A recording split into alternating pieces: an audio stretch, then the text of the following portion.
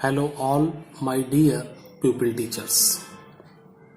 आज micro lesson plan के लिए पुनर्वलन कौशल रीइंफोर्समेंट स्किल के अंतर्गत मैं पूरा लेसन प्लान बनाना, इसके कंपोनेंट्स और पूरा इसकी पढ़ाने का तरीका सब कुछ आपको बताऊंगा। तो पूरा आपको समाधान होने वाला है। लाइक शेयर सब्सक्राइब के लिए नहीं कह रहा हूं मैं, बिल्कुल आपको बस एक ही चीज कहूंगा कि वीडियो को लास्ट तक पूरा देखना और अंत में आपको कुछ संदेश भी कुछ अच्छा मिलेगा। तो चलिए वीडियो की करते हैं शुरुआत बिना किसी देरी के। पुनर्वलन कौशल रीइंफोर्समेंट स्किल के अंतर्गत ये वाणिज्यिक उद्देश्य है, ये अर्थशास्त्र का टॉपिक है एसएसटी के अंतर्गत। ये 6 मिनट का पढ़ाने का टाइम है। वीडियो का टाइम हो सकता है 10-15 मिनट हो जाए, लेकिन पढ़ाने का टाइम 6 मिनट का है। प्लान बनाना बता रहा हूं मैं, पढ़ाना आपको 6 मिनट में है। तो ये 7th क्लास का है, यूपी बोर्ड की बुक से लिया गया है। हालांकि सभी बोर्ड में वाणिज्यिक उद्देश्य सब जगह आपको मिल जाएंगे। तो देखिएगा,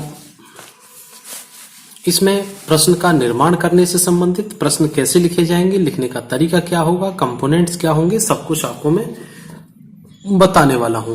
इससे पहले इसके कंपोनेंट्स को देखते हैं। तो आइए, उम्मीद कर रहा हूं आपको पूरा दिख रहा होगा आसानी से, आराम से। तो ये इसके 5 कंपोनेंट्स हैं। कंपोनेंट्स क्या होते हैं, हिंदी में इनको घटक कहते हैं, और मेरी भाषा में अगर कहा जाए, अपनी भाषा में कहा जाए, तो ये वो 5 मानक हैं जिनके अकॉर्डिंग आपको पुनर्वलन कौशल के प्रश्न का निर्माण करना है या पुनर्वलन को सीखना है।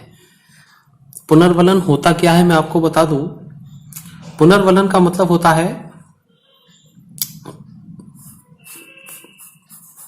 वो जो फीडबैक दिया जाता है उसके अंतर्गत। फीडबैक और पुनर्वलन दोनों चीजें अलग अलग, फीडबैक और रीइंफोर्समेंट, मैं दोनों का मीनिंग भी बताऊं आपको। तो ये रीइंफोर्समेंट होता है, ये इन्फोर्स करना, अंदर से ताकत देना या अंदर से बल प्रदान करना। बल कब मिलता है, जब किसी बच्चे को अच्छे काम के लिए शाबाशी दी जाती है। और फीडबैक वो होता है जिसको प्रतिपुष्टि कहते हैं, जिसमें किसी काम को करने के प्रति उसका अच्छा या बुरा बताया जाए। केवल उसको बलन देने की बात नहीं होती है, केवल बताया जाए कि उसमें बात, ये मैटर आपका क्या था या आपने कैसा किया है। चलिएगा, तो इसके अंतर्गत 1, 2, 3, 4, 5 ये 5 कंपोनेंट्स हैं।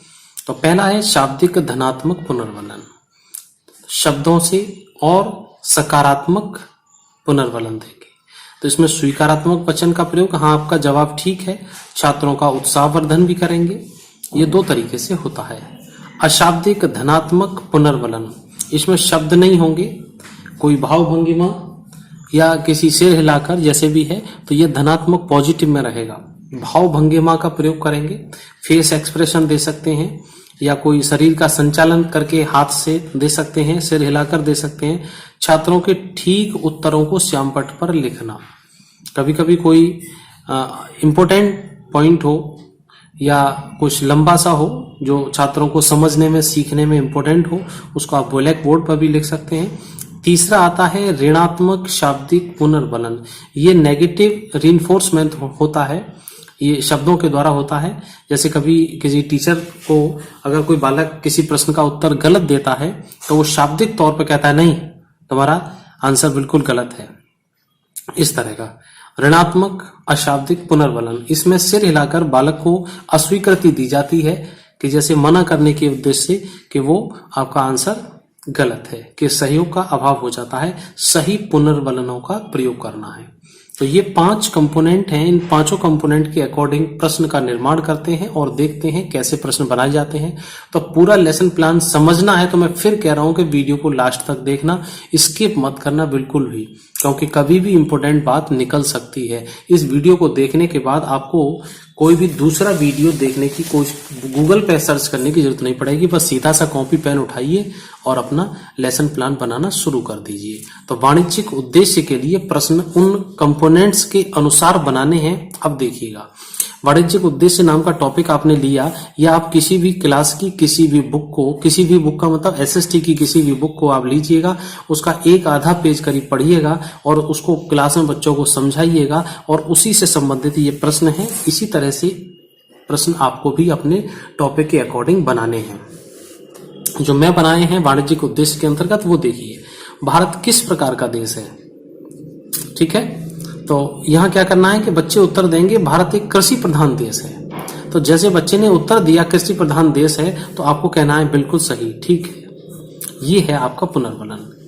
पुनर्वलन क्या है कि ठीक है। दूसरा, कृषि क्या है। अब बच्चों ने उत्तर दिया कि फसल, फल, फूल उगाकर उनसे धन अर्जन करना ही कृषि कहलाता है या कृषि है। अब ये इतनी लंबी कई सारी चीजें आ गई, इनको आप ब्लैक बोर्ड पर लिख सकते हैं। तो श्याम पट पर उत्तर को लिख दिया। ये बच्चे को लिखते ही लगेगा कि मेरा आंसर इतना ठीक था कि सर ने या मैडम ने ब्लैक बोर्ड पर लिखा सबके सामने। बालक अगले दिन आपको और अच्छा जवाब देगा। तीसरा प्रश्न देखिए, कृषि कितने प्रकार की होती है। तो बच्चों ने आंसर दिया कृषि 2 प्रकार की होती है। तो यहां सिर हिलाकर स्वीकृति भी दे सकते हैं। ये अशाब्दिक धनात्मक पुनर्वलन हो गया। अशाब्दिक धनात्मक पुनर्वलन हो गया, ये दूसरे नंबर का कंपोनेंट हो गया, ठीक है। अब चौथा प्रश्न लेते हैं, कृषि के दोनों प्रकारों के नाम बताइए। अब बच्चों ने बताया निर्वाह कृषि और वाणिज्यिक कृषि। आपका उत्तर ठीक नहीं है, ठीक है। तो आप इस तरह का कोई भी नेगेटिव भी बच्चों को दे सकते हैं अगर आपको लगता है, अगर आपको आता है तो। बस आपको यहां पर लिखना है। हालांकि क्लास में व्यवहारिक तौर पे जो भी सही और गलत है, मैं यहां ये नहीं कह रहा हूं कि इसका ये सही आंसर है। बच्चे क्लास में गलत भी उत्तर देंगे और सही के लिए सही आपको रीइंफोर्समेंट देना, गलत के लिए गलत देना। यहां लिख दिया है तो यहां तो हमें कागज की फॉर्मेलिटी पूरी करनी है। अगला प्रश्न देखिएगा, वाणिज्यिक कृषि क्या है। तो यहां लिखा कि वाणिज्यिक कृषि में फसलें वाणिज्यिक उद्देश्य से उगाई जाती हैं। क्लियर। पीठ थपथपाकर उत्साहवर्धन करना है। तो ये पीठ थपथपाना भी एक एक्स्ट्रा रीइंफोर्समेंट के अंतर्गत आता है, लेकिन मैं पीठ थपथपाने के लिए कभी भी किसी भी प्यूपिल टीचर को नहीं कहूंगा, क्योंकि पीठ थपथपाना भी ज्यादा उचित नहीं है। लेकिन ज्यादा करें आप बच्चे के लिए क्लैपिंग करवा दीजिए। अगर आप गर्ल्स टीचर हैं, लेडी टीचर हैं और गर्ल्स कॉलेज है, वहां पीठ थपथपा सकते हैं। अगर बॉयज स्कूल है और आप जेंट्स टीचर हैं तो पीठ थपथपा सकते हैं, अन्यथा इस ओर कदम ना बढ़ाएं। मेरी बात को अन्यथा नहीं लेना। अगला प्रश्न आता है, वाणिज्यिक उद्देश्य क्या है। तो वाणिज्यिक उद्देश्य के लिए छात्र यहाँ पे कोई जवाब दें न दें, कोई ऐसी दिक्कत नहीं है। तो कभी कभी यहाँ पे फिर नेगेटिव रीइंफोर्समेंट भी आपको लिखना पड़ सकता है। तो ये मैंने आपको 6 प्रश्न इसमें से करके दिखा दिए हैं। तो इस तरह से ये लेसन प्लान हुआ। अब इन्हीं 6 प्रश्न के आधार पर आप देखिए, ये जो कंपोनेंट्स लिखे गए हैं इन सबका पहले तो स्क्रीनशॉट भी ले लीजिएगा, ये आपने पहले ले लिया हो। और इन्हीं को अब आप जो मेरे दिए गए प्रश्न हैं इनके हिसाब से अपने हिसाब से सेट कर सकते हैं। किसी भी विषय का, किसी भी पार्ट का अगर आप बनाने जा रहे हैं पुनर्वलन कौशल, तो वहां आपको ये मदद करेगा। दूसरा, मेरे प्ले लिस्ट में आपके हर विषय के लिए अलग अलग मिल जाएंगे, वहां से आप सब कुछ पूरा आसानी से देख सकते हैं। मैक्रो लेसन प्लान की फाइल बनाने के लिए मैंने पूरा तैयार कर रखा है। मुझे बार बार नहीं कहना चाहिए, मैं फिर कह रहा हूं, करीब 15 वर्ष के अनुभवों का सार मैं आपको दे रहा हूं और ये कई सारी किताबों से लिया गया है। तो इसलिए आप ऐसा शंका संकोच ना करें। पूरे भारतवर्ष में एनसीटी के एक जैसे नियम ही लागू होते हैं, वही आपके विद्यालय में भी चल रहे होंगे। तो वही आप देखिएगा, इन प्रश्नों का इसी तरह से देखिएगा, समझिएगा और फिर मिलते हैं आपको अगले वीडियो में और अगले स्किल के साथ। और आपको अच्छा लगा हो तो वीडियो को लाइक, शेयर और सब्सक्राइब करें और बेल बटन जरूर दबाएं ताकि मेरा आने वाला वीडियो आपको टाइम से पहुंच जाए। Goodbye students.